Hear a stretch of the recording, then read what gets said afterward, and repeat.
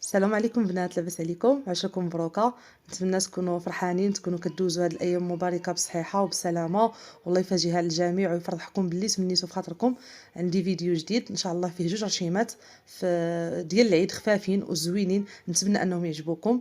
وما تنساونيش البنات من لايك وبارطاج مع الاصدقاء ديالكم. البنات هاد الفيديو غندير لكم فيه هاد الرشيمات وغنوريكم حتى الطريقه كي غديروا تسقيوها وباش غادي تسقيوها، وغادي نوريكم حتى من بعد الرشمه كي غادي تخرج في التالي. نتمنى انكم تتابعوا الفيديو حتى التالي، ومع السلامه.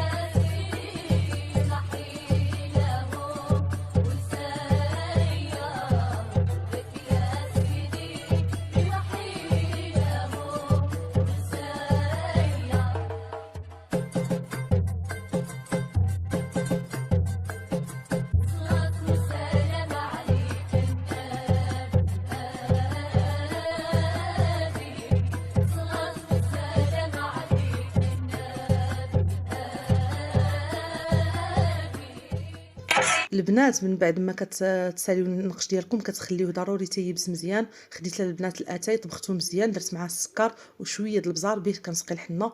وما كتسقيوهاش بزاف البنات، حاولوا القطن ديالكم تعصروه مزيان وتسقيوها غير بشويه بحال اللي كتلصقوها غير بهذه الطريقه، باش لا سقيتوها بزاف ودرتو الماء بزاف كتجغلط وما كتبقاش الزواقه زوينه، كتطلق في بعضياتها فهمتوني. من بعد البنات ما قشرتها وجات على هذا اللوين. كنتمنى البنات نتوما من الاحسن تخليوها تبات، راه كيخرج اللون روعه. وبصحتكم راحتكم وعاشركم مبروك.